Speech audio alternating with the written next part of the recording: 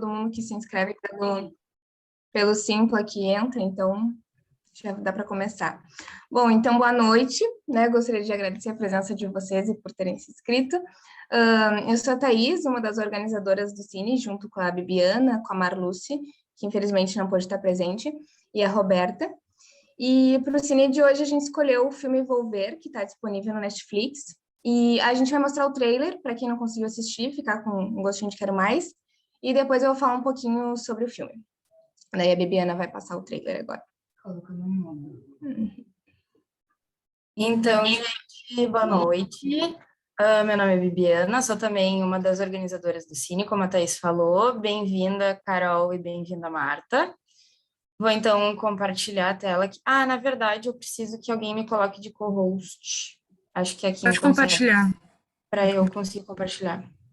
Não, tu já pode. Já posso. É que não tá aparecendo as opções aqui para mim.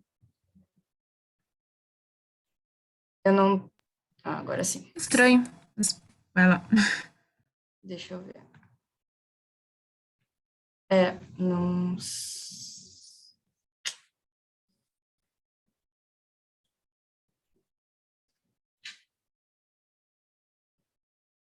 Aqui, tá.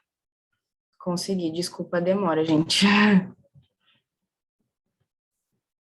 Aqui.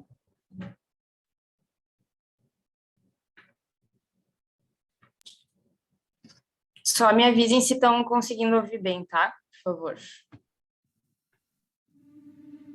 Hay más cosas que yo debería saber. Tá saindo som. Tá dando? Tá. Aham. Hay gente que dice que la ha visto. ¿A ti no se te ha parecido? No. ¿Y a ti? Tampoco. Mamá, hay algo que quieres que yo haga, ¿no? Cortarme el pelo. Somos una familia pobre, pues viviremos como una familia pobre. ¡Paula, cuelga ese teléfono ahora mismo! Agustina tiene cáncer. Tienes cáncer, Agustina. Venga, un fuerte aplauso para Agustina.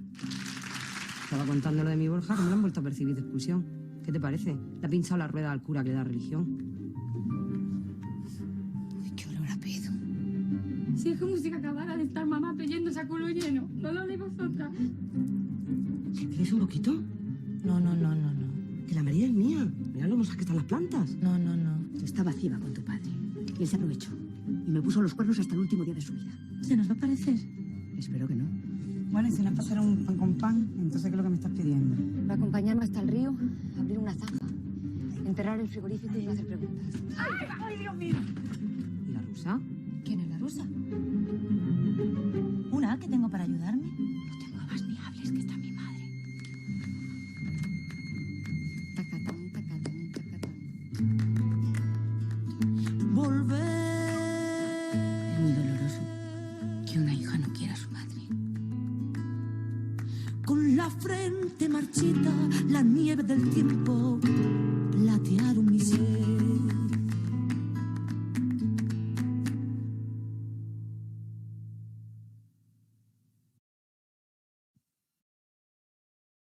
Então, agora eu vou passar a palavra para a Thaís de novo, para ela explicar um pouquinho do filme, e depois eu volto para apresentar as nossas convidadas. Bom, então, o filme, como vocês puderam ver um pouquinho assim, tem um tom de comédia, mas também fala muito sobre força, sobre ressentimento, sobre amor, sobre perdão. E na trama a gente tem a relação de mãe e filha, de irmãs, de amigas, de tia e sobrinha. Enfim, o feminino no filme aparece de uma forma muito protagonista e sempre com a cumplicidade fazendo parte de todas essas relações entre as mulheres.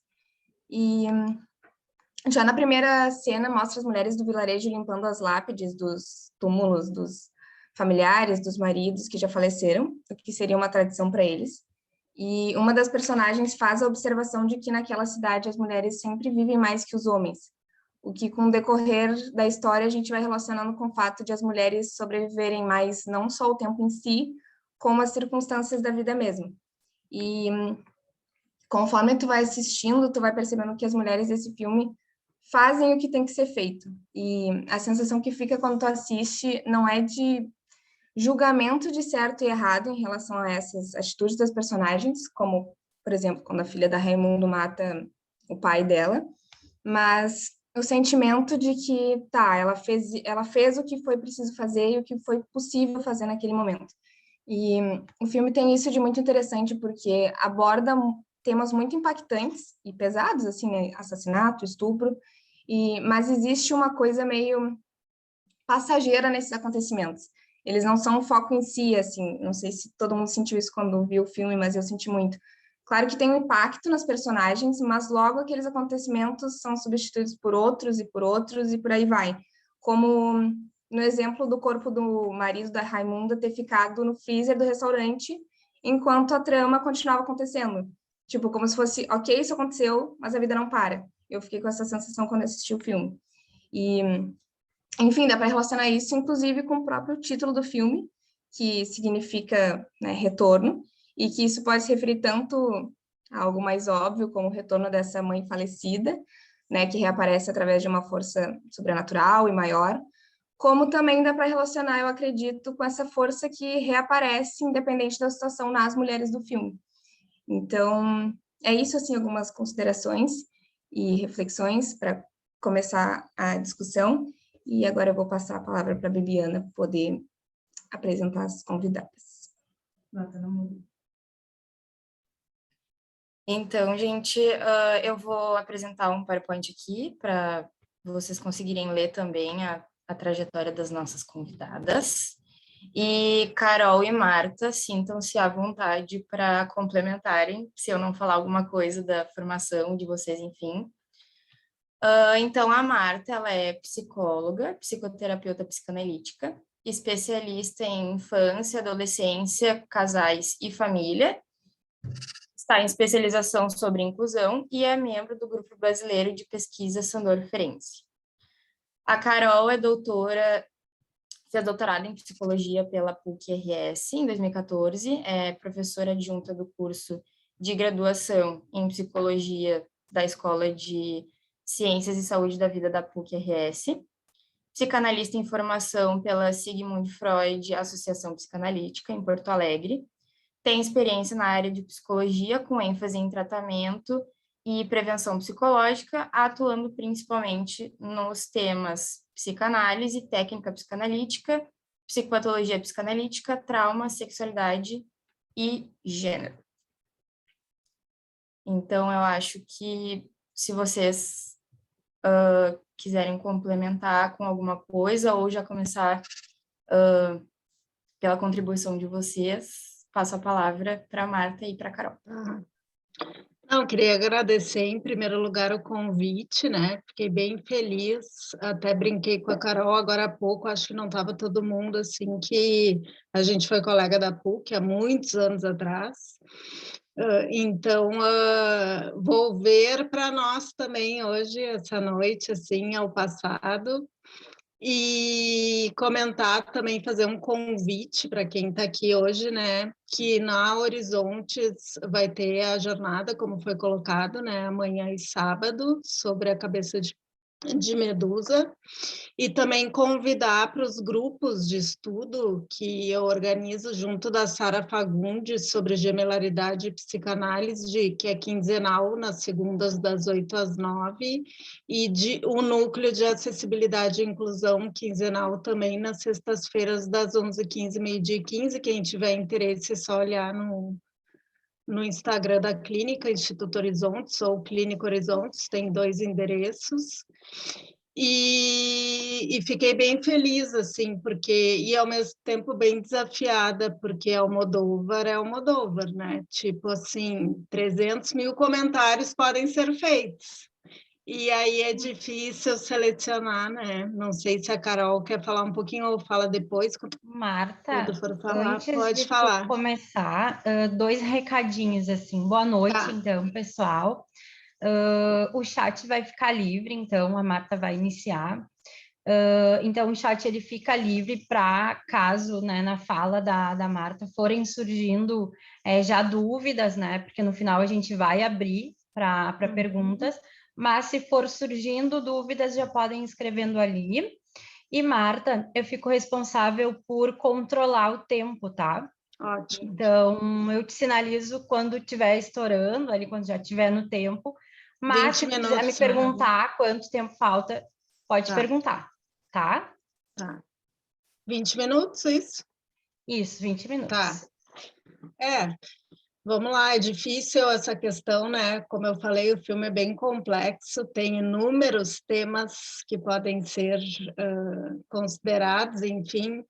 Acho que, em primeiro ponto, assim, quando eu vi o filme, eu pensei muito que tem relação com a jornada, no sentido do assujeitamento da mulher, né? Na questão de como as mulheres foram e são ainda tratadas, embora a gente esteja evoluindo, né? E eu, quando estudo inclusão, não estudo só deficiência, estudo toda e qualquer diversidade, e infelizmente ainda se fala do feminino como uma diversidade, sendo que a gente é a maioria, né? Então eu queria fazer esse comentário, assim, porque eu trouxe uns slides e que tem um pouco do resumo, as gurias já colocaram, né, o trailer, colocaram um resumo, mas eu fiz questão de fazer um resumo, porque neste eu coloquei, assim, o que me chamou a atenção no filme, no sentido de repetições, porque eu fui percebendo uma sequência de repetições, né, e aí, ao realizar esse resumo, eu achei que eu fui colocando, e isso fundamentou a minha escolha teórica, né? Que eu fui muito pela questão da transgeracionalidade, do Abraham Torok, né? Que são psicanalistas húngaros, fui também pelo Canciper, pelo Caes. Pensei muito, por eu também não estava ali na apresentação, não estava assim, que eu fiz a formação em psicanálise das configurações vinculares, né? Então a gente estuda muito essa estrutura familiar, né? Quando se atende famílias, não se interpreta um a um, se interpreta o vínculo. Então eu tenho uma tendência sempre a olhar o todo, né? Como se fosse sistemicamente, mas com embasamento psicanalítico, né? Então, eu vou trazendo os slides e conforme eu vou trazendo, eu vou comentando eles, né? Porque eu tenho um pouco de dificuldade de resumir, porque é muita coisa que me suscitou, assim, em função do filme ser muito rico. E eu até acho que é importante dizer também que essa cidade, La Mancha, na Espanha, é a cidade em que o Almodóvar viveu a infância dele. Então, esse filme é muito uma homenagem à mãe dele, que faleceu em 1999, e ele tem uma ligação com a mãe de uma intensidade muito grande. Então, quem assistiu Almodóvar, seja nesse filme, seja nesse último Mães Paralelas, que é excelente, ou Tudo Sobre Minha Mãe, enfim, Fale com Ela, sempre vai perceber a figura da mulher, né? O feminino se sobressaindo, a matriarca. E eu até vou cuidar para não me emocionar, porque essa semana a minha matriarca da família, a mãe da minha mãe, faleceu na terça-feira, com 97 anos, e é uma família, assim, composta por muitas mulheres, de muita união, assim, então eu ia deixar para falar isso no final, né? Mas eu queria dizer que eu sinto hoje também, deu essa coincidência da vida, assim, de eu comentar esse filme e associar essa perda, assim, essa questão do luto, né? E a questão da marca do feminino na transgeracionalidade, que é o meu enfoque. Eu gosto muito, estudo muito, desde que eu estudei psicanálise vincular, as questões dos fantasmas, dos mitos, de aquilo que é passado pelo não dito, pelo atuado, né? As experiências pré-edípicas, pacientes mais graves, sempre trabalhei com pacientes mais graves, por isso me interesso muito pelo Ferenczi, né? Trabalho com crianças, né? Que têm deficiências. Tenho na minha vida pessoal, né? Tenho gêmeos e a minha filha tem deficiência, e isso ainda me motivou ainda mais a trabalhar com a diversidade, com a inclusão. Já era uma motivação para mim, mas isso só me deu energia e força, assim, para lutar pela inclusão, né? Eu sempre acho importante eu falar isso, porque é da minha vida, né?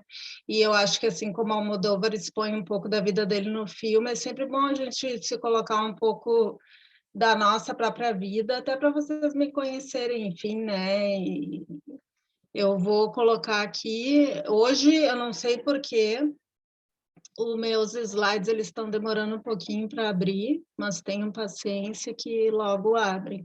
Eu vou colocar no modo apresentação, que fica melhor, porque fica maior, né?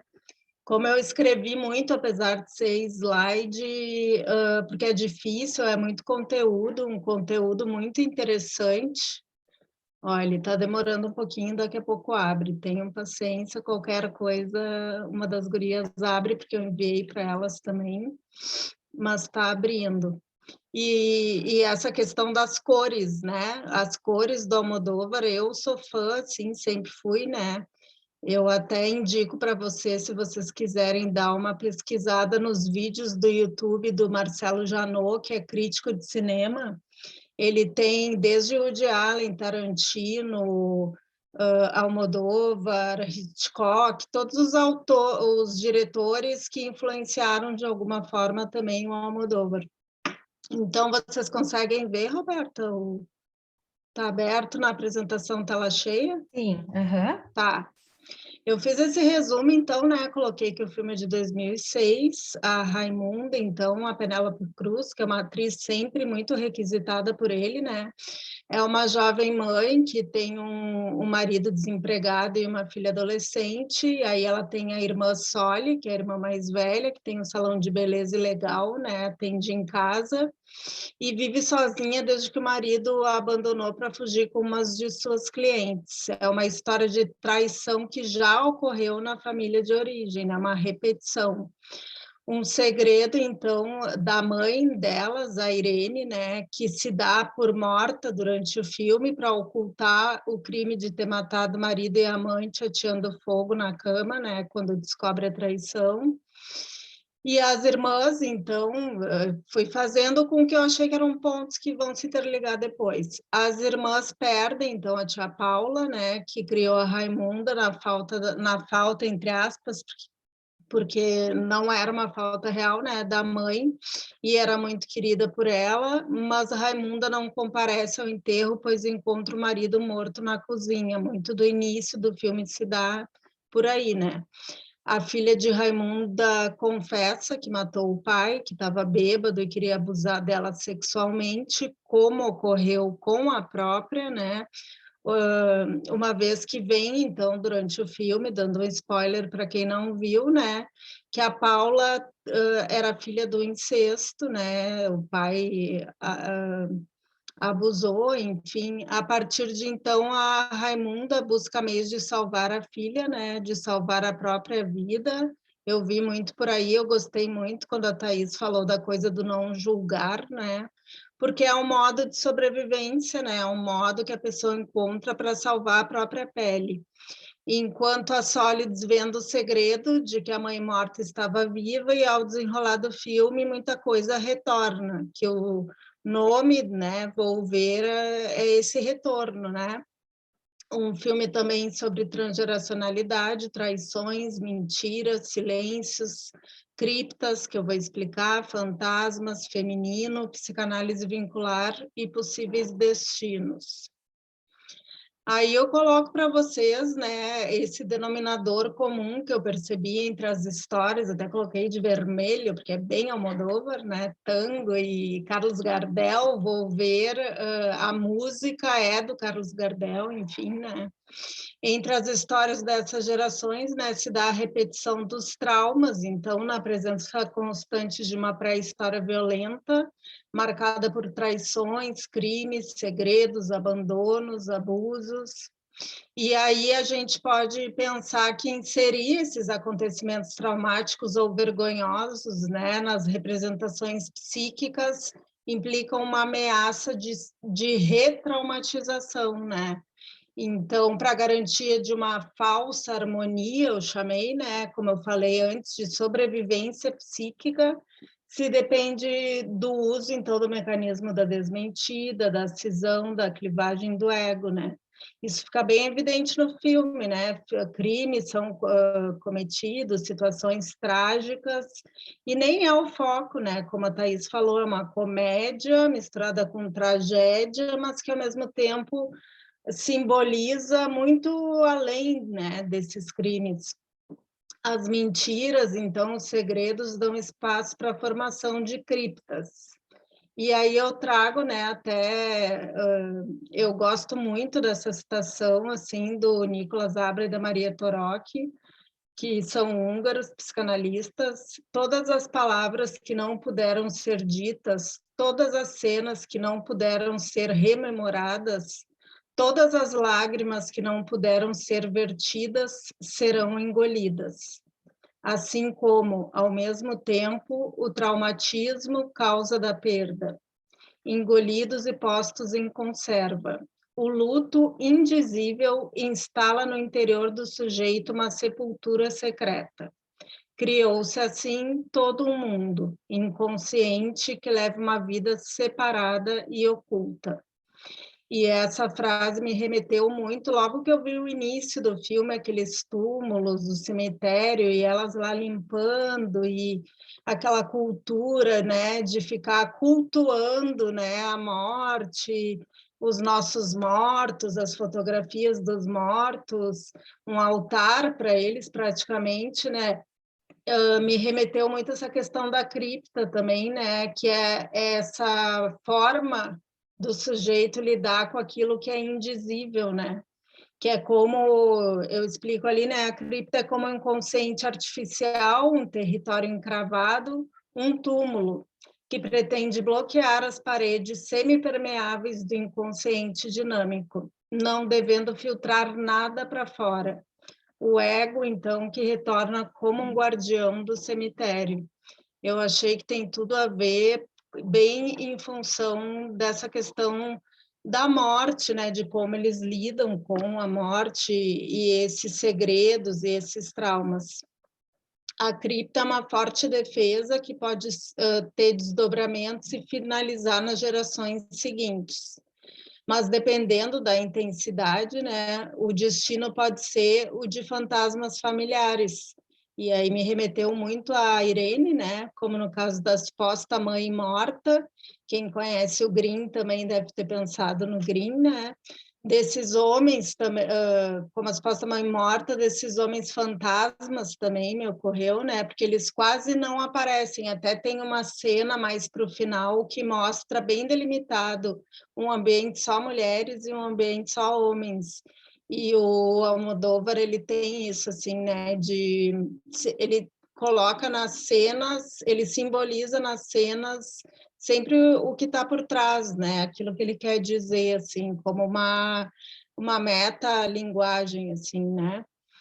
Temos o trauma, então, como herança e como atualidade, né? Quando a Raimunda, sem saber da tragédia familiar de origem, ela não sabia que a mãe tinha ateado fogo no pai e na amante, ela vem a saber mais para o final, né?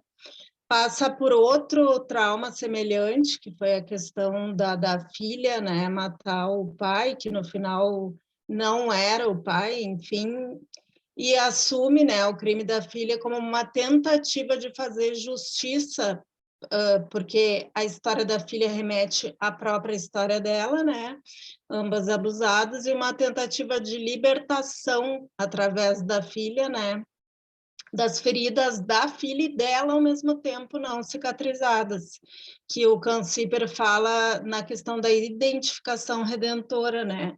Eu me identifico com aquilo que existe como repetido no núcleo familiar e eu sinto que me liberto através do outro, que não deixa de nos remeter à questão do narcisismo também, né? Que depois imagino que a Carol, né, que vai falar um pouco, enfim. E aí eu coloquei um trecho da música, então, né, Vou Ver, que até parece que é a própria Penélope que está cantando, mas não é Estrela Morente, que é intérprete da música do Carlos Gardel. coloca assim, né? Tenho medo do encontro com o passado que volta a enfrentar-se com minha vida. Tenho medo das noites que, povoadas de lembranças, encadeiam meu sonhar. Mas o viajante que foge, tarde ou cedo, detém seu andar. E apesar do esquecimento que tudo destrói, tenho matado minha velha ilusão, quando escondida uma esperança humilde que é toda a fortuna de meu coração. Então, acho bem rica, né, a música. Depois eu cito novamente um trecho, porque eu acho que fala muito sobre essa história, né, desse medo do encontro, do medo da repetição, né? Eu me lembrei muito também enquanto eu estava revendo o filme que tinha visto há muitos anos atrás, o Roussillon, né, quando ele coloca a compulsão, em vez de usar o termo compulsão à repetição, como compulsão à simbolização, né, no sentido de que sempre quando a gente repete algo, a gente está tentando dar sentido àquilo de alguma forma, né? É uma outra perspectiva de ver a pulsão de morte, enfim, né? E aí eu trouxe essa foto delas todas juntas, mãe e irmãs, né, e neta, enfim, né? E também as bonecas russas, né? Porque eu fiquei pensando, né, as matrioscas que ficam encaixadinhas uma dentro da outra, né? O que ocorre entre essas mulheres, que se chama, segundo a Aide Feinberg, né, de telescopagem entre gerações, telescopagem. Quando na relação acontece, então, uma identificação inconsciente narcisista alienante, porque elas são como se fosse um caleidoscópio, assim, muito misturadas, não há muita discriminação, o que uma vive, a outra sente. Tem até aquela questão que é um pouco engraçada do pum da mãe, né? Aí a filha sente, mas o cheiro da minha mãe. Então tem essa questão pré-edípica, assim, muito forte, né? A questão sensorial, né? E a Aide Feinberg traz esse conceito da telescopagem através que funciona, né, através da identificação projetiva, né, que pós-Klein foi, né, se usando muito, sem respeitarem os limites das suas subjetividades, né, umas sujeitas às outras, vulneráveis e depositários de lutos não elaborados e segredos que as alienam entre si. Aí, e isso faz com que elas tenham um vínculo de dependência, né, umas das outras e todas em uma. Claro, se a gente for olhar por uma perspectiva mais otimista, uma união, né? Mas ao mesmo tempo a gente sabe que em famílias assim de origem, né, alemã, italiana, espanhola, das matriarcas, assim, é bem complicado, porque a gente está falando também de ambivalência, de amor e de ódio, de repetição de trauma. Então, e aí, né, vendo o filme e me lembrando dessa teoria toda, também me lembrei de Saramago, né? Por quê? Porque quando a gente estuda vínculos, né, e o Saramago tem esse romance Todos os Nomes, que ele fala sobre o José, mesmo o nome dele, de 98, né, que colecionava reportagens de pessoas famosas, era um funcionário público com uma vida um pouco empobrecida, assim, era um jeito dele se sentir um pouco melhor, enfim, né? Mas ele dá em algum momento do livro assim uma aula, né? Eu botei de psicanálise vincular intuitivamente, quando ele narra a conversa entre o protagonista e uma mulher. Eles estão conversando sobre relacionamentos, traições, né? E eu achei muito interessante, porque daí diz assim, né? Ela diz, né? Vou explicar-lhe uma coisa. E ele, diga. E ela, começarei por perguntar-lhe se sabe quantas são as pessoas que existem num casamento? E ele, 2, o homem e a mulher. E ela, não, senhor, no casamento existem 3, ao homem, à mulher e ao que eu chamo de terceira pessoa, a mais importante, a pessoa que é constituída pelo homem e pela mulher juntos.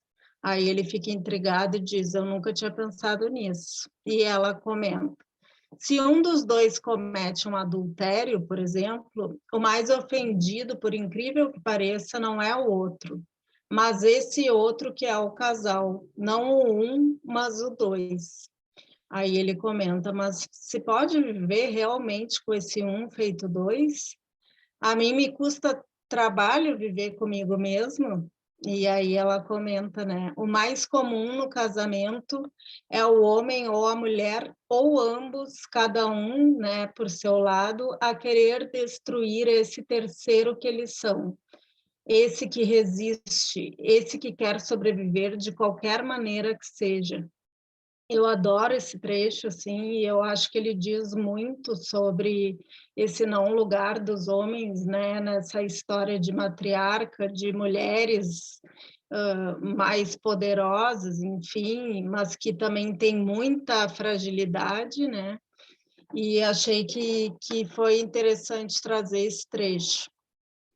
E aí depois, né, eu vou terminando, tem mais esse slide e outro, né, falando obviamente do Freud, que se não fosse Freud a gente nem estava aqui, né, e no texto de 31 sobre a sexualidade feminina, ele traz justamente isso, né, essa relação, né, pré-edípica, e tem muito a ver com esse momento da história da cultura, né, que a Brunswick era a Ruth, né, uma psicanalista que falava também muito sobre esse período, então já estava se começando a pensar sobre o feminino, né, esse continente negro, o que acontece, né, e aí se observa então esse período pré-edípico, tendo a mãe como objeto de amor nessa fase, né, e a gente pode pensar numa relação de profunda dependência emocional e idealização da Raimunda, né, em relação a essa mãe morta, né, que deixou muitas marcas.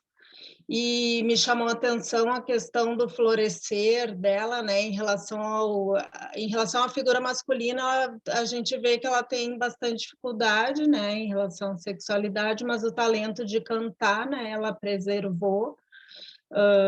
Inclusive estava oculto, a filha vem a descobrir e fica muito admirada, né? Mas com a possibilidade de volver, então, todas as histórias mal contadas e traumas a partir desse encontro com a mãe real, né? Quem é mesmo essa Irene, com a filha e com ela mesma, quem é a Raimunda, o canto, então, se dá, né? E aí eu achei bem interessante esse trecho da música que ela diz, né, o Carlos Gardel, e ela canta. E ainda que não queira o regresso, sempre se volta ao primeiro amor. A velha rua onde o eco disse, tua é sua vida, teu é seu querer. Sob o olhar zombador das estrelas, que com diferença hoje me vem voltar, vou ver. E é muito bonito, assim, quem puder, eu acho essa cena da música linda. E para fechar, eu trago essa psicanalista que eu cheguei a conhecer, ela de formação aqui de Porto Alegre, hoje em dia não mora aqui, mas enfim, é muito bom esse livro, até foi a Renata que compartilhou num grupo que eu participo e eu li o livro, achei excelente, porque ele fala muito sobre a sexualidade e a mudança que está tendo, né, em relação à visão do feminino e do masculino. Ela diz, né, foi-se o tempo em que ser mulher ou homem bastava para que um determinado número de atributos fosse conferido. Cumpre apenas lembrar que se a psicanálise tem uma serventia, é a de libertar o sujeito dessas amarras, promovendo desidentificações, o que implica, como veremos, situar a referência sexuada na enunciação do desejo, o que importa é o desejo, e não no suporte anatômico. Segue. Nos textos freudianos, então, o pênis e o pai são apresentados como suportes quase naturais do valor fálico. Não há muita distância entre o símbolo e a encarnação imaginária. É uma posição curiosa, né? Visto que, como na obra do Freud, ele sempre mostrou, né, que ele não se restringia à descrição e interpretação do discurso vigente, ele sempre foi muito crítico e muito inovador. Em outros assuntos, em relação aos excessos da moral sexual moderna, por exemplo, ele se posicionava criticamente.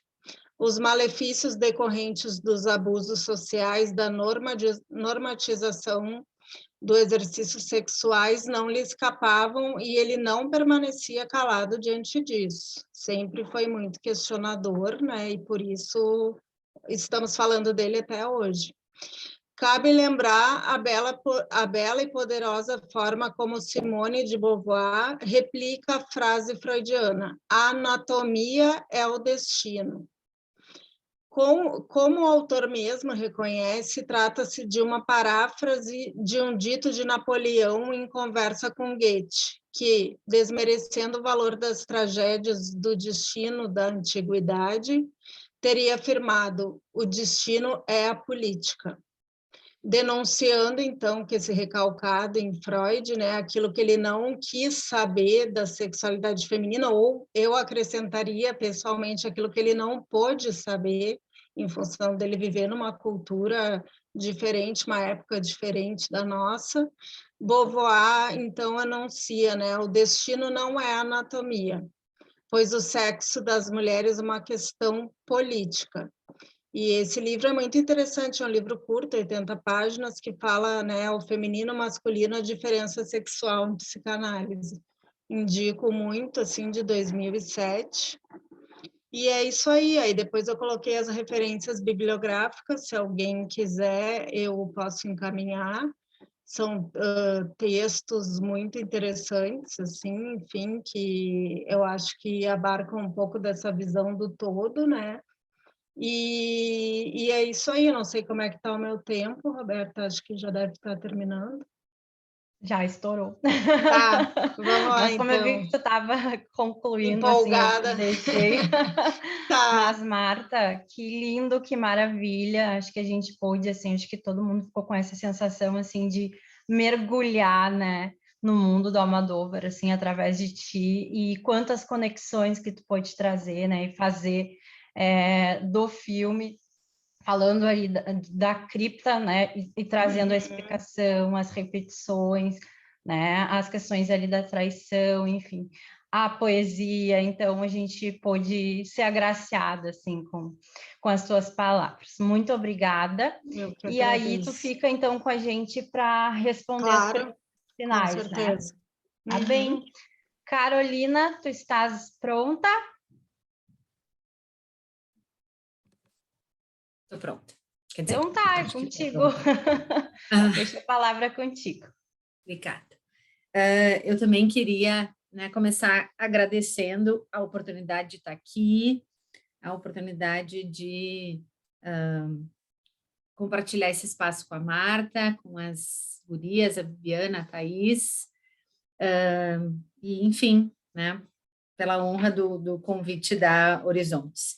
Eu falei com a Marta na outra, né, semana, e aí a Marta me assustou, que ela já tinha, assim, uma leitura complexa, enorme, e eu disse, Marta, não tinha ainda.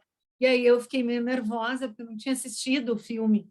E aí, por um lado, depois me tranquilizei e pensei que também a interpretação que a Marta ia trazer, hoje eu escrevi e disse, Marta, tu fala primeiro, que a interpretação que a Marta ia trazer certamente ia conversar com qualquer possibilidade de comentários que eu né, seria capaz de fazer.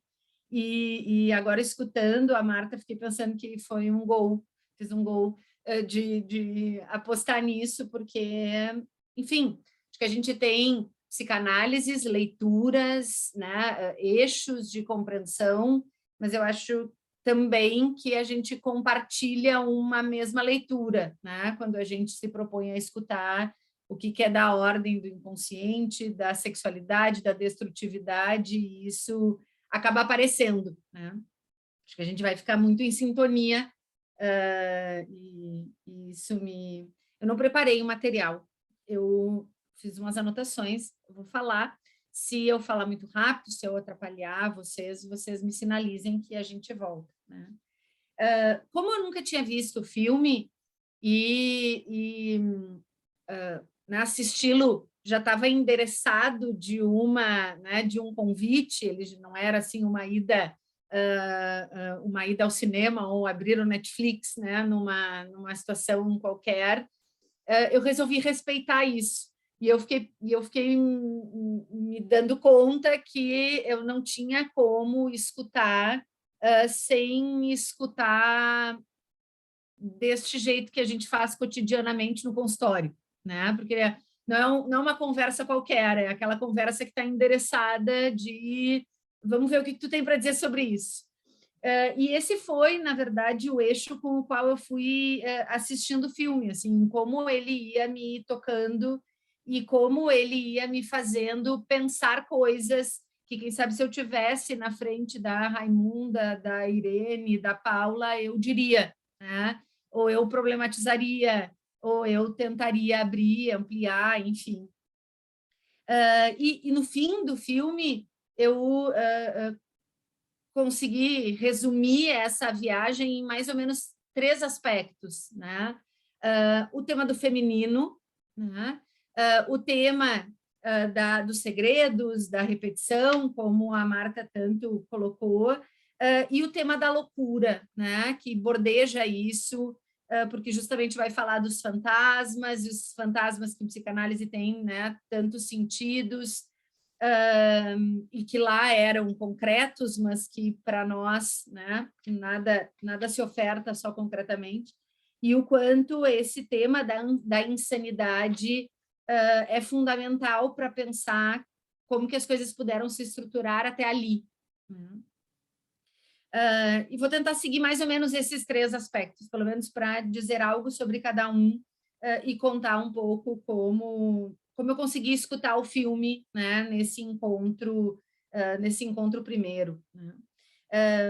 Eu acho que tem um ponto importante do que a Marta trazia, e que né, dos filmes do Almodóvar, mas eu acho que nesse recorte que a gente está fazendo do Volver fica muito explícito, que é exatamente o lugar do feminino e essas relações que marcam, né, a violência, a traição, a perversidade da figura masculina, né? Então, o olhar sedutor do Paco, o lugar, né, do sentado no sofá, me dá mais uma cerveja, aquela cena, né, dele se masturbando mesmo depois de ter escutado Não Quero Transar, né, da mulher, o olhar dela enquanto aquilo acontecia, né, e essa posição que se repetem entre gerações das mulheres vítimas né, dessa sociedade patriarcal e dessas ações masculinas que recolocam a todo tempo, né, a mulher, as mulheres, nesse lugar de violência, de opressão, de enfim, ficarem subjugadas, né, a esses homens que ali, se a gente toma o Paco, por exemplo, são muito pouco, logo se tornam, né, literalmente um peso morto, mas que estão ali presentes e querendo ocupar um lugar que, na verdade, não é sustentado por eles, né? Então, é ela que vai trabalhar mais para conseguir, né, suprir o dinheiro que ele perde ao ser demitido, mas ele fica, né, se colocando como aquele que pode tudo, né? Então, acho que nessa cena a gente vai podendo ver essa crítica e, ao mesmo tempo, os efeitos que ainda incidem nessa sociedade, né, patriarcal, misógina e marcada por uma hierarquia de gêneros e principalmente por uma opressão, né, dos gêneros. E aí acontece a cena da morte do Paco e eu confesso que quando eu vi a cena, né, da Paula esperando a mãe no ônibus, eu pensei, ele abusou dela, né? Foi isso que aconteceu, e aí eu fiquei com raiva, aquele momento em que a gente está antecipando a história, assim, porque a gente faz uma ligação, né? E eu pensei, desgraçado, ele abusou dela, e quando a gente chega, né, no apartamento e ela conta, mas a mãe precisa ir lá ver com seus próprios olhos, né? Assim, não é no registro da palavra, no registro da visão que ela vê aquele homem morto, ela decide, e é ao longo do filme que a gente vai entendendo o efeito dessa decisão, mas eu acho que ela, no próprio momento em que se apresenta, já é impactante o suficiente para capturar a nossa escuta. Ela decide dizer, fui eu que fiz. E esse fui eu que fiz, imediatamente me fez de novo pensar, eu faria a mesma coisa pela minha filha. Né? Assim, eu imediatamente pensei, eu também faria isso. Eu também diria, fui eu, deixa que eu resolvo. Né?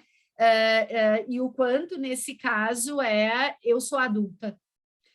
E aí também pensei lá no Ferenczi, né, que diz, temos uma diferença e vamos organizar essa diferença. Né? Deixa comigo, deixa que eu resolvo isso, deixa que eu cuido de ti. Né? E o quanto em nenhum momento ela duvida da menina, ela deslegitima o que a menina diz, em nenhum momento ela desmente a percepção da menina, né? Que a gente, telespectador ali do filme, já viu acontecer, porque ele já tinha mostrado o olhar dele para ela, né? Na cena em que ele passa no corredor, mas ali, tomando, né? Então, uma mãe que nada sabia, ela pôde acolher. E o quanto essa cena vai marcando, e aí é o filme que vai nos mostrando ao longo do tempo um recomeço, né? E aí vai também na direção do que a Marta falava, né? Essa possibilidade de engendrar algo novo, onde até aquele ponto era desligado, né? Então, isso que é a possibilidade ali de surgir um recomeço, né? Uma reorganização, uma reinscrição, um novo circuito que até aquele momento estava, né, impossível de ser feito. E aí o filme vai, em alguma medida, nos mostrando que recomeço é esse, né? Que restauração é essa que vai sendo feita, né? Como os laços vão sendo restaurados, porque, na verdade, a história vai sendo restaurada e vai podendo ser reinscrita, né, sob novos contornos. E ao final do filme eu pensei, é disso que o filme se trata, né? Da restauração das posições, das restaurações dos laços, da restauração das condições psíquicas, e como isso tem a ver com um processo de análise, e como isso tem a ver com né, essa possibilidade, né, de quando se escuta, pelo menos escuta um outro, né? A Marta estava nos dizendo, a gente pode escutar muito mais que isso, mas quando, no mínimo, um escuta um outro, e dali pode se criar, né? E dali podem surgir vias que até aquele momento tinham sido impossíveis, né? E acho que muito rapidamente o filme nos mostra que se trata de um recomeço, e que a partir dali a história vai vir para reconstruir, né? Para, em alguma medida, poder não só reconstruir, mas construir, né? Porque acho que não tem só a ver com desmanchar o que tinha, tem a ver com criar algo que nunca houve, né? E aí a morte nos aponta esse recomeço e começa a história, né? E eu digo isso porque eu ao assistir, né, enquanto o filme andava, eu pensei, que coisa mais maravilhosa é essa de poder aproveitar a oportunidade de estar no restaurante. Que coisa mais maravilhosa que é poder aproveitar a oportunidade de, então, vou fazer almoço para vocês, então vou começar um novo trabalho, e então esse restaurante vai ter vida, né? E como aquilo que poderia ser colapso, né? Porque ela estava colocando o corpo do marido no freezer, se torna oportunidade. E se torna oportunidade exatamente porque ali tem uma ligação nova que se faz, né? E aí, esse restaurante que começa a ser lotado de vida, né? Lotado de laços que se estreitam, de apostas que são feitas, de sexualidade que circula, né? Assim, isso de poder estar bonita, de poder abrir espaço para que outras mulheres entrem, para que uma mulher, que depois no filme nos mostra, né, uma mulher que é prostituta pode fazer outra coisa da sua noite. Então, deixa eu fazer as bebidas, então deixa eu apresentar, né, assim, outras coisas que eu sei fazer para as pessoas, né, durante a noite, me dá essa oportunidade. E todas as oportunidades vão sendo aproveitadas ao longo do filme, né? E nesse sentido que os laços vão se recuperando, né? E isso vai sendo reconstruído. claro, como nada é da água para o vinho, tudo isso vai sendo feito à base de mentiras, à base de confusões, né? Ela aproveita o restaurante, mas ela mente lá para o dono, ela quase arruína, né, a possibilidade de ter o restaurante efetivamente para ela, porque, enfim, ela não tinha podido conversar sobre o que ela queria fazer, ela não tinha podido bancar a ideia, né? Até que está quase estourando, e aí ela vai falar com, né, com o vizinho. Mas, de toda forma, isso vai se organizando numa direção de vida, né? E não mais numa direção de morte. E aí o filme, a todo tempo, vai nos mostrando que, para poder construir algo de vida, tem que ir reencontrando o que é da morte para transformar, né? E aí é que eu achei muito maravilhoso a ideia disso ser um fantasma. Eu não sei como é que foi para vocês, mas eu fiquei pensando, tem aquele primeiro momento em que ela vê a mãe dormindo, né, na casa da tia, e aquilo causa um certo estranhamento na gente, assim, é um fantasma, não é um fantasma? Mas logo que ela encontra a mãe na beira da escada, né, quando a tia já está falecida, eu pensei, mas um fantasma assim? Né? E o quanto esse estranhamento já mostra que se trata de outro fantasma, né, que não é o fantasma real, e que tem a ver, então, com o tema da insanidade, né, com esse tema da loucura, né, assim, os ventos da loucura, os fantasmas que falam, a cidade que tem mais doença mental, na verdade, vai mostrando o recurso que foi possível, né? Então, como manter aquilo que não podia ser enfrentado, né? Então, como tantas pessoas se iludem, elas falam várias vezes ao longo do filme das ilusões, né? Do quanto a gente se ilude, e como a gente vai mantendo essas ilusões porque a gente não aguenta ver o que está por trás delas, né? Então, o problema são os ventos enlouquecem, né? Ou esses são fantasmas. E está ali na frente, né? Está ali na frente da Augustina, por exemplo, que obviamente a mãe dela não foi embora hippie, que tem outra mulher viva que não é a mãe dela, mas o quanto isso fica, né, assim, num circuito se repetindo como uma cena de trata-se de uma fantasma e a minha mãe está viva em outro lugar. Então, o quanto o tema da loucura vai ali se apresentando na cidade como recurso possível para manter distante aquilo que não tinha condições de encarar, né? De trazer as palavras, de trazer a luz, de fazer se movimentar, né?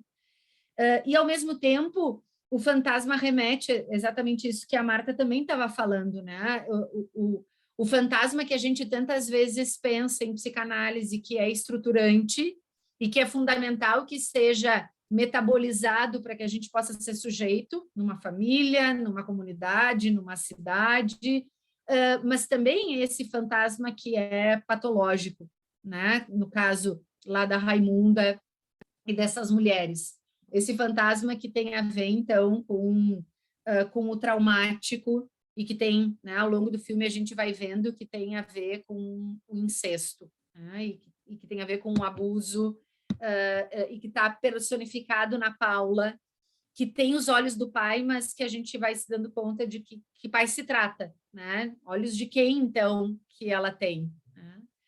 E que, ao mesmo tempo, está ali, o incesto está ali vivo, mas você está com medo dos fantasmas. Né? E o quanto esse paradoxo fica a todo tempo nos produzindo estranhamento. Né? O momento em que a Sol encontra a mãe, né? Custa a ela perceber que se trata de uma pessoa viva. Custa muito tempo no filme a que a gente se dê conta que não é um recurso cinematográfico, né? Assim, que ela está vendo um fantasma, que não tinha como se apresentar o fantasma de um jeito diferente.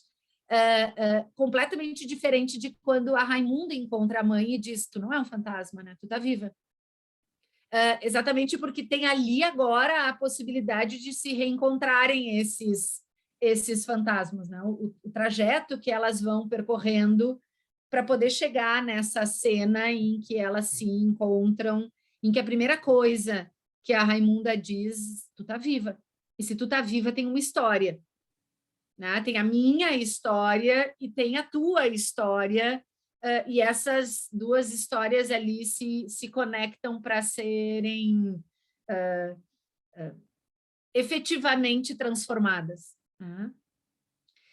E isso vem nas duas direções, né? O filme nos mostra isso nas duas direções, a possibilidade da mãe fazer um testemunho, né? Fazer, então, né? Assumir que ela não pôde ver, que ela não aguentou tolerar, que ao contrário do que a Raimunda tinha feito com a própria filha, ela não teve condições de dizer sim, houve um abuso, sim, tu é a menina, eu preciso cuidar de ti, né?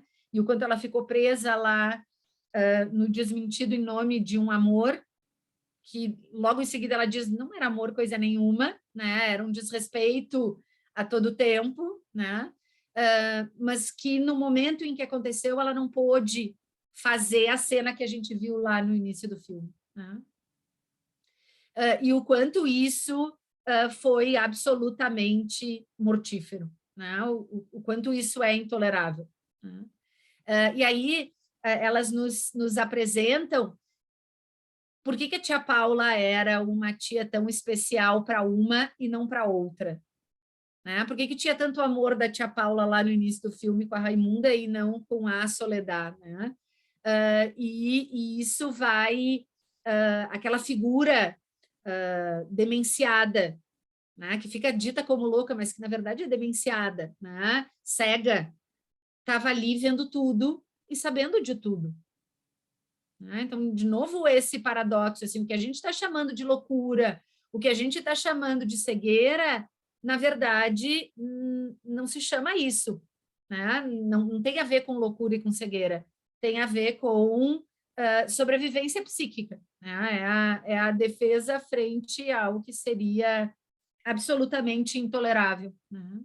E aí fica muito claro, tem um momento no filme em que elas dizem, quem que tu acha que preparava os canudinhos e botava o nome da gente para a gente levar? E eu pensei, é óbvio, pensei nisso, né? Como é que eu não pensei que tinha que ter ali a mãe, né? Como é que eu entrei na história de que era um fantasma? E aí a gente fica pensando, se a gente olhar para a mesma cena de um jeito diferente, a gente vai ver uma história diferente.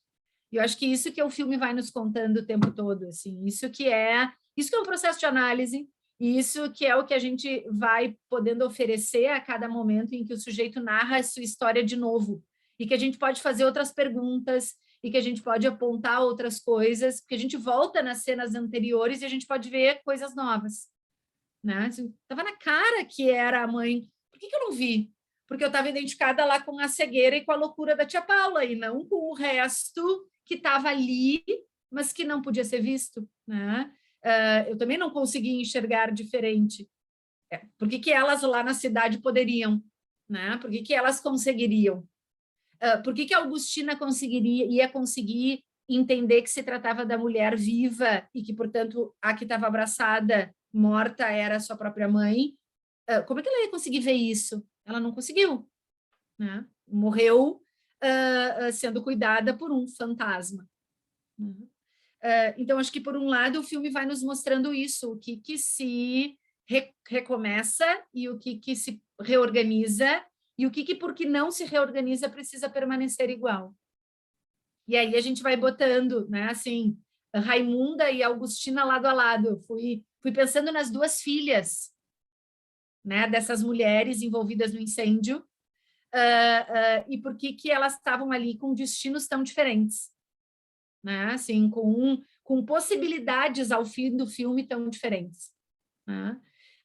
A cena final em que a mãe diz, mas nós vamos ter muito tempo, é a cena de quem pôde mudar de posição, né? Assim, ao contrário da Augustina que estava lá no leito de morte, acreditando estar sendo cuidada por um fantasma, né? E essa posição que para tomar ali a fala da Marta, a posição alienada em relação à própria história e o que está acontecendo consigo mesmo naquele momento, né? Impossibilitada de ver as coisas de um jeito diferente, né? Então, eu acho que o filme, quando ele marca isso da repetição, ele vai justamente podendo nos mostrar que é via, dependendo do que a gente faz, ou do que a gente tem condições de fazer nos novos encontros, com as repetições que se passam, novos destinos podem ser feitos, né? Assim, novos desfechos podem se montar, né? E acho que o filme vai, então, marcando isso, não é sobre desculpar, é sobre poder ter uma nova posição na história, né? A Paula não precisou pedir desculpas. A história da Raimunda e da Irene não ficou versando sobre tu me perdoa. É, a partir de agora, o que a gente vai fazer com isso? Como todas nós vamos nos posicionar diferente frente aos assassinatos, frente ao fato de que estes homens nos violentam, de que nós estamos sozinhas e de que a vida vai ser o que a gente pudesse fazer dela, né? Então, me pareceu um filme tão otimista, né? E acho que isso é o que, quem sabe a gente esteja falando assim, que é leve, mas é que é muito trabalhoso, na verdade. De leve não tem nada. É trabalhoso demais, mas mostra aquilo que se pôde fazer e não aquilo que se ficou preso no anterior, né? Acho que isso é que, no fim das contas, a gente termina o filme pensando, ainda bem que eu vi esse filme, né? Assim, que legal que eu vi esse filme, que legal que eu pensei essas coisas, né? E acho que é isso que é a potência, né, do cinema, e aqui na nossa discussão da psicanálise também, né? Eu pensei isso. Queria convidar que a gente conversasse. Carol, que bom que tu gostou do filme. Primeiro, adorei. Acho que tu trouxe aí, né, temas bem importantes como o feminino, né, que tu foi abordando assim de uma forma bem contemporânea e bem importante, né, para a clínica. E tu falaste sobre loucura, e aí tu falou sobre transformar, né? E algumas palavras assim que tu foi falando e que eu fui me dando conta do quanto que foi jogado no filme como símbolo, né? Quando tu disse do peso morto, porque sim, aquele marido ele se tornou um peso morto, mas talvez esse seja o papel, né? Ele já era. E quando tu fala do fantasma dessa mãe, né? Então, na verdade, sempre foi o fantasma, né, para ela. Então, o quanto que tu pôde, assim, nos trazer, né, essas palavras que são importantes, e quando tu fala também de restauração, né, que diz muito desse encontro terapêutico, que diz muito do que precisa ser feito, né. Então, é isso, assim, é tentar restaurar, né, tentar transformar. Te agradeço, né, por ter contribuído, e aí fico aberto, então, para perguntas, dúvidas, né, quem quiser abrir o microfone, fica à vontade.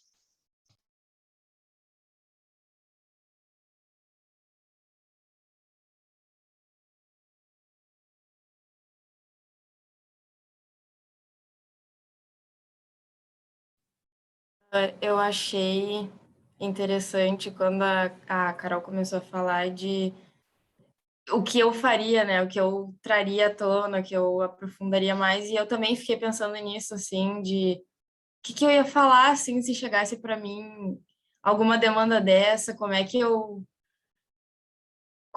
agiria num ambiente desse, né? Enfim, e daí eu acho que eu queria que tu aprofundasse um pouquinho mais, Carol, e Marta também, porque eu fiquei bem em dúvida, assim, eu não sei se eu conduziria da forma correta, assim, porque realmente eu fiquei com muita dúvida em como lidar com uma situação dessa se chegasse para nós, assim.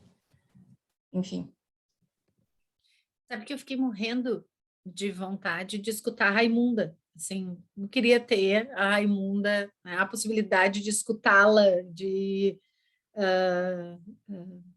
enfim, conhecer a história dela, como o filme vai nos mostrando, né?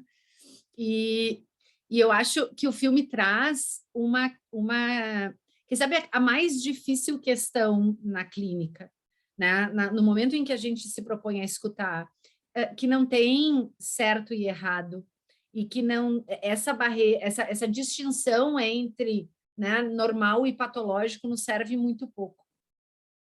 Porque todas as situações são profundamente complexas, né? Então, se por um lado a gente tem a decisão de não ir na polícia, porque ela pergunta, a Raimunda pergunta em algum momento do filme, né? Por que tu não foi na polícia? E ela mesma decidiu não ir na polícia, né? Então, se por um lado tem ali uma questão que é né, da mentira ou do ir fora da lei, né? Nós em psicanálise que falamos tanto da lei, da importância da lei, ela vai fora da lei, mas ao mesmo tempo é isso que abre a possibilidade da transformação acontecer. Então, como a gente está diante de uma situação que inevitavelmente é paradoxal, e a vida é assim a todo tempo, né? Então, não é alguém chegar e eu dizer, tem um transtorno, logo preciso resolver isto e fazer deste jeito, porque a vida não funciona assim, nesses critérios rígidos, então tem esta conduta para esta situação, tem este é o certo e este é o errado. E eu acho que isso é, por um lado, o mais difícil, que nos faz, né, produzir essas perguntas. Eu também não sei se eu sei todas as respostas, né? Tanto que o primeiro lugar que eu pensei foi eu de mãe, que eu acho que é mais fácil de eu responder do que eu escutando, né? Mas, por outro lado, é como a todo tempo a gente vai precisar olhar a cena, cada uma das cenas e cada uma das escolhas e cada uma das possibilidades nessa complexidade. Como é que eu vou dizer que o caminho foi errado? Né? Assim, claro que o filme nos leva lá ao extremo da moralidade, né? Mas como é que a gente vai dizer que não é uma possibilidade botar fogo na cama do marido que abusou da filha e fez essa filha engravidar? Né? Assim, como é que a gente olha para isso fora da moralidade? Né, como um grau de sofrimento, com o grau de mobilização que isso produz. Então, acho que o filme força isso, que é o o desafio diário lá na clínica, como a gente escuta para além dessas. Né? Então, acho que a gente não conseguiria, Bibiana, chegar, né, nas perguntas assim, ou nas respostas que assim, faria certo, faria errado, deveria fazer isso, deveria fazer aquilo, porque sempre tem a singularidade da situação. Lá na supervisão, quem sabe a gente vai pensar como a gente podia ter feito ou não podia ter feito, né?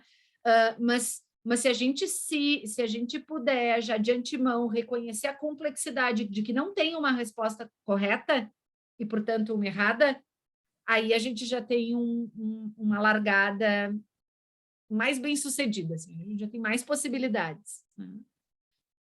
Que é olhar a posição de cada um nessa cena, o que cada coisa repercute, né? Como que essa engrenagem se monta. E eu acho que em psicologia, e essa, quem sabe, seja uma das tensões a todo tempo, né? Que se produz em psicologia, a gente é treinado para ter condutas. Né? Em psicanálise, a gente é convidado a abrir mão dessas condutas pré-moldadas para justamente poder escutar.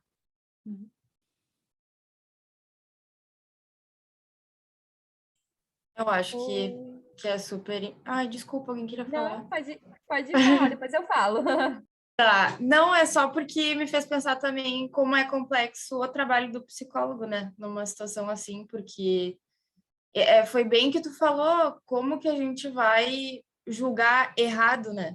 Tudo bem que nos choca que a gente tenha moral, mas é isso, assim, eu acho bonito esse trabalho de tu olhar para cada caso, assim, e se moldar de certa forma a ele, né? De tu trabalhar de maneiras diferentes de acordo com o que tu recebe, enfim. Obrigada pela contribuição, Carol. Me ajudou bastante.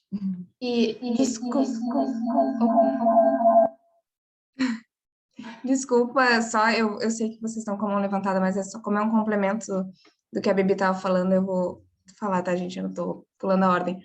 Mas, e o quanto é difícil também o trabalho do psicólogo de olhar a cena como um todo. Porque assim como a Carol falou, quando eu assisti o filme, eu também fiquei muito junto da visão das personagens, eu não vi além disso. Então, essa questão do fantasma, eu demorei para perceber que não era um fantasma. Eu demorei para perceber várias coisas que estavam ali acontecendo na nossa cara, assim, sabe? Então, fiquei pensando nessa posição do psicólogo também, de difícil sair do que só está sendo dito ali, mostrado na fala do paciente e ter esse olhar mais amplo, assim, de outras coisas que acontecem na vida que a gente não vê de forma óbvia, né? E claro, assim, enfim, só compartilhando a reflexão. Desculpa ter pulado a ordem.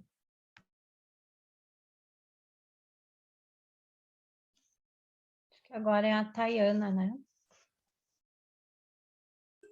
Então, eu achei o filme incrível. Vocês estão ouvindo que meu áudio às vezes fica baixinho? Ah, então tá. Mas eu fiquei pensando na Raimunda como uma mãe que deu total estrutura, né, para Paula diante do que aconteceu, apesar de não ter sido o foco do filme, o acontecido do abuso. Eu fiquei pensando assim naquela menina nos dias de hoje, talvez tudo que acarretaria com ela com aquela tentativa de abuso do padrasto, né, que era o pai e que depois ela soube que era o padrasto, mas que não justifica em nenhum momento o ocorrido, claro. Mas o total suporte que a Raimunda deu para Paula fez com que a Paula também tivesse um decorrer da história muito bom, assim, né? Mesmo com todo o trauma da Raimunda, ela segurou aquela bronca ali e a Paula ficou totalmente firme, não ficou uma menina deprimida, né? Sofrendo com aquele trauma, com aquela questão, óbvio que dentro dela deve ter tido algumas questões a se batendo, mas para entender como a mãe, aquela mãe sendo forte, deixou aquela menina forte também. Isso me deu uma sensação boa, uma sensação de que, nossa, como é importante esse acolhimento da mãe naquele momento, né? Que nem acho que foi a Carolina que falou sobre nenhum momento ter gerado dúvidas, contestado, né, a posição dela. Não sei dizer também se foi pelo fato da Raimunda ter sofrido também o abuso do pai, mas eu achei interessante essa força da mãe, assim, achei que foi crucial para Paula ficar na linha ali também forte, né, com toda a situação e o ocorrido.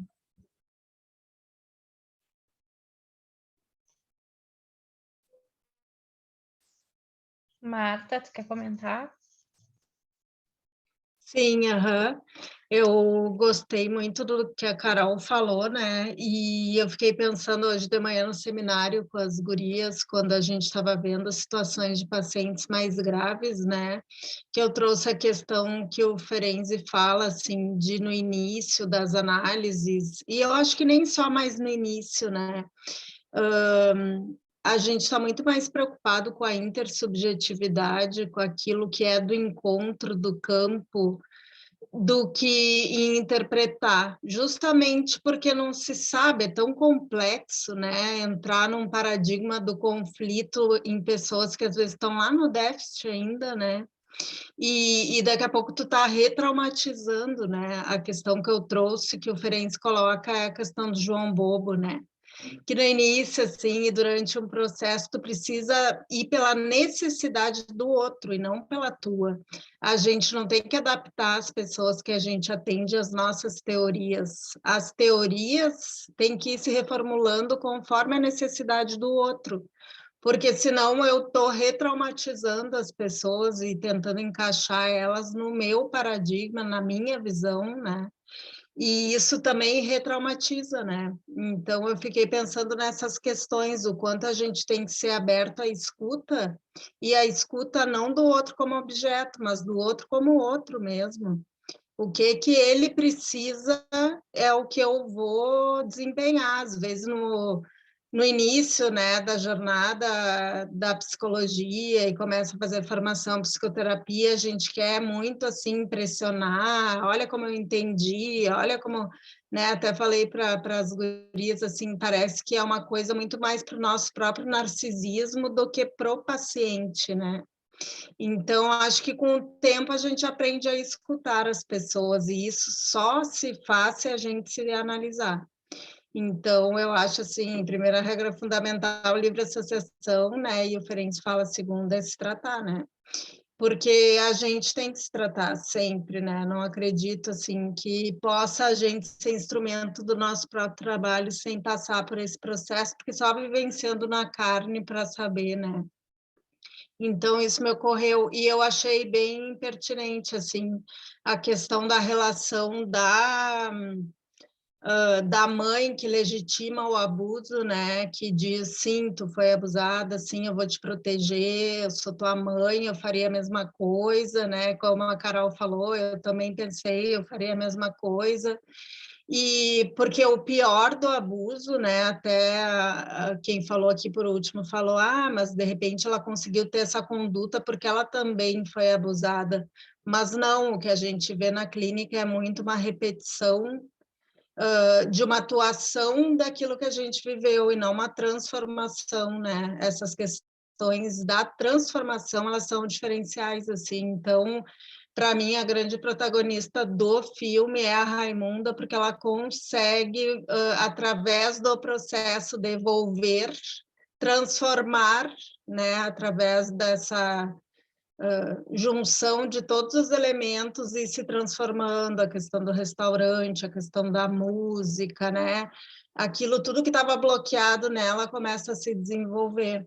Então, eu vejo muito por aí, assim, sabe? Eu acho que quanto mais a gente for atento ao outro como outro, a gente só tem a ganhar profissionalmente, na nossa própria análise, assim, pessoal, né? Perceber se a gente está sendo de fato escutado ou a gente está se adaptando a uma teoria, enfim, isso eu acho bem importante, assim, é uma coisa que me fez eu me apaixonar, assim, pelo Ferenczi, embora ele tenha tido as divergências em relação ao Freud, uma época mais para o final da vida, mas eu nunca foco nesse aspecto, porque eu acho que eles foram grandes amigos e grandes parceiros, assim, acima de tudo, e eu acho que o Ferenczi, como o Green fala, é o grande pai da psicanálise contemporânea, porque ele fala de intersubjetividade. Tipo, eu tô lá com outro, estar com, né? É o que ele fala. Eu tenho que estar com, eu tenho que ser empático, eu tenho que escutar. Não ficar tentando enquadrar a pessoa numa teoria para eu me sentir super bom, e sim o outro se sentir olhado, compreendido. Então, foram essas coisas que me ocorreram. Acho que por ordem a Renata, né?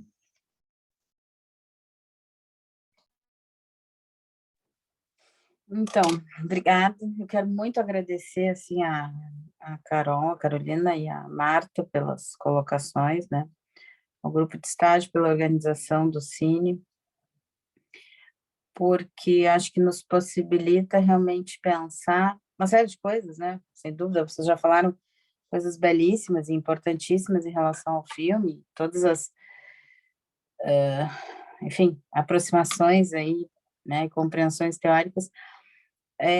Mas acho que tem um aspecto que a Carol toca, quer dizer, tocou em alguns momentos, e que, na verdade, começou informalmente quando nós abrimos o Zoom, né? Que é essa questão, que a Marta agora também toca, né? Que é essa questão da nossa formação. Então, esse é um aspecto que eu queria começar destacando, né?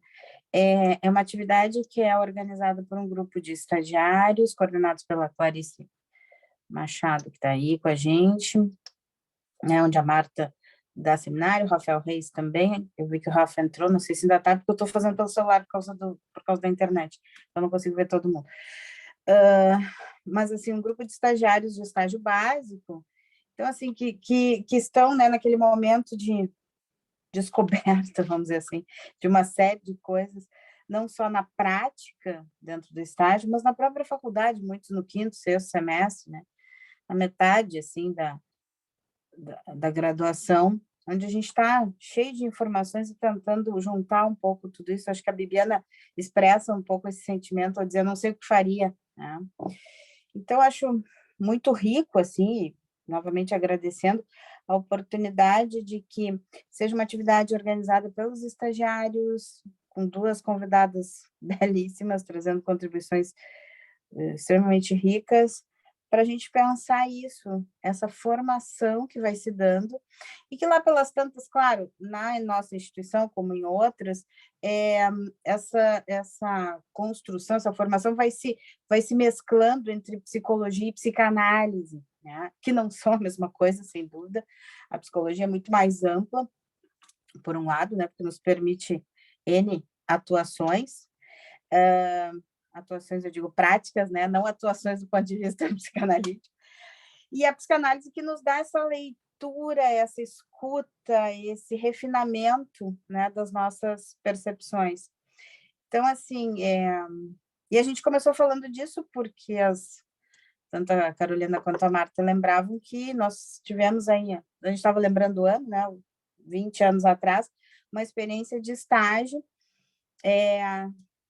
que eu era supervisora de psicologia escolar, e que nós nos encontramos numa outra posição, né, numa outra condição, e já de muito tempo para cá, já colegas, assim.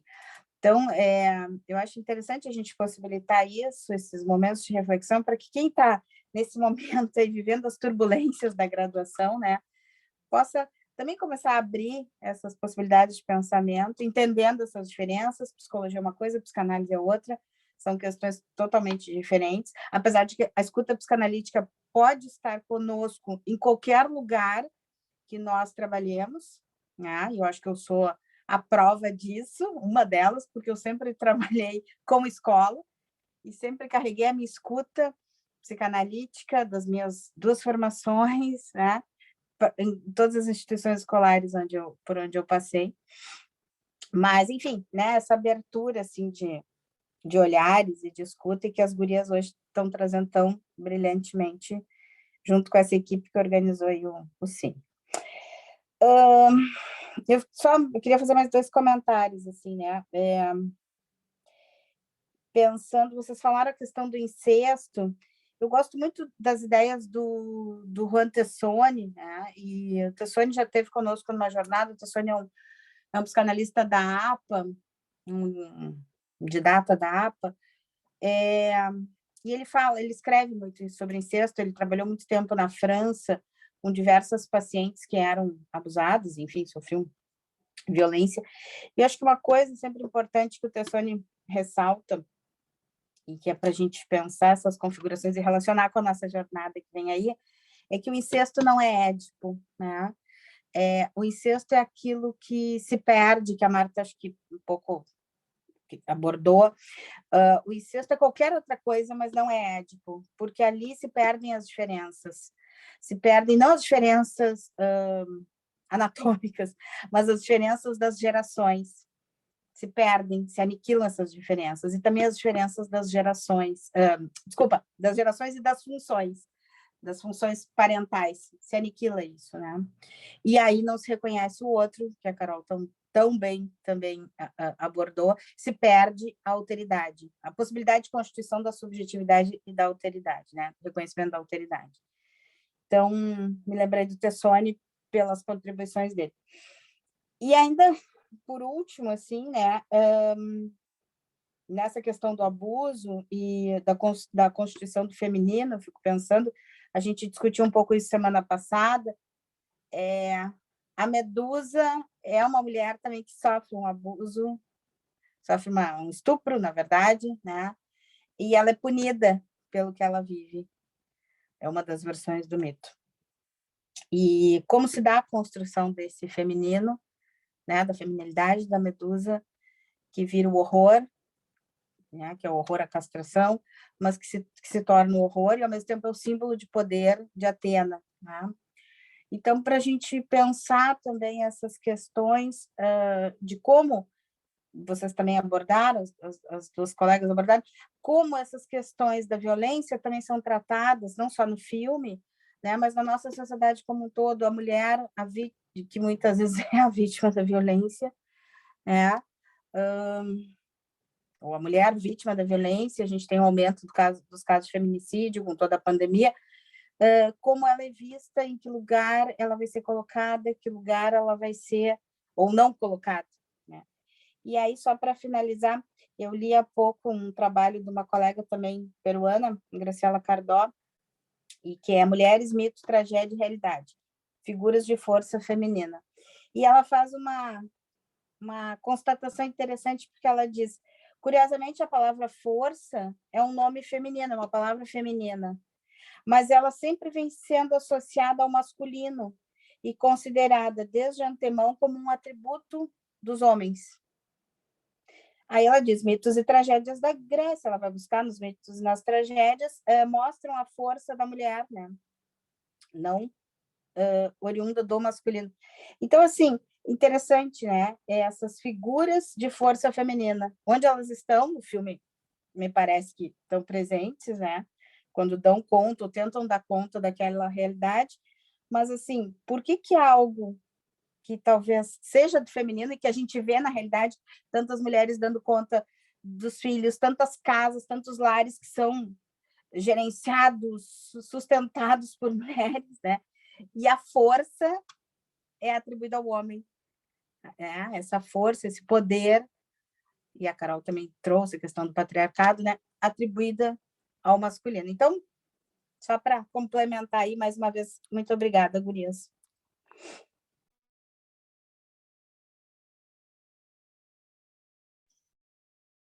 Clarice. Boa noite, pessoal. Enfim, uma contribuição rápida. Primeiro, parabenizar a Carolina, a Marta. Acho que a gente voltou no filme aqui, né? E pôde, enfim, pensar algumas questões importantes juntas. Eu né, anotei algumas coisas, mas acho que é um tanto chovendo molhado depois do que vocês falaram. Me lembrei do estranho, do Freud, eu acho que essa sensação de estranheza, essa sensação do morto-vivo. Enfim, e mais para destacar, eu pensei assim, bem na figura da Paula, da filha. E, de alguma maneira, quando assassina o pai, e quando não permite que aquela repetição siga se reproduzindo no incesto, me lembrei do que a Renata falou agora sobre o incesto, ela também assassina o incesto de alguma maneira ali. Né? E eu acho que ela permite também que a Raimunda, né, tome aquela atitude que me parece que está agindo pela filha e está agindo por ela mesma, né? E pela mãe dentro dela. Enfim, só para contribuir, eu acho que a discussão foi ótima. Marta, Carolina, agradeço muito a vinda de vocês, as gurias também do estágio, estava ótima a organização. E também, só para fechar, eu acho muito interessante a gente pensar nesse filme, assistir esse filme, pensando também na questão da escuta psicanalítica. E agora o que a Renata trouxe, né, sobre o estágio, as gurias começando a entrar em contato com a psicanálise, e como essa escuta, eu me lembrei da Minerva, que diz assim que nós temos que escutar os nossos pacientes como se nós estivéssemos ouvindo o relato de um sonho, né? E afastar, de alguma maneira, essas questões, né, da ordem do julgamento, da moral. Acho que vocês já apontaram isso hoje. Então, acho que ver o Almodóvar e ver esses filmes também é um treinamento para a nossa escuta psicanalítica.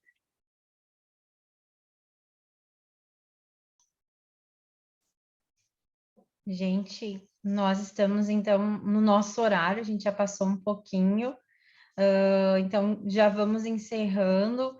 primeiro, então, agradecer, né, a todos que estiveram presentes, que trouxeram contribuições, em especial a Marta e a Carolina, né, que nos conduziram aí muito bem, né, nessa conversa. A data do nosso próximo Cine é no dia 9/6, no mesmo horário.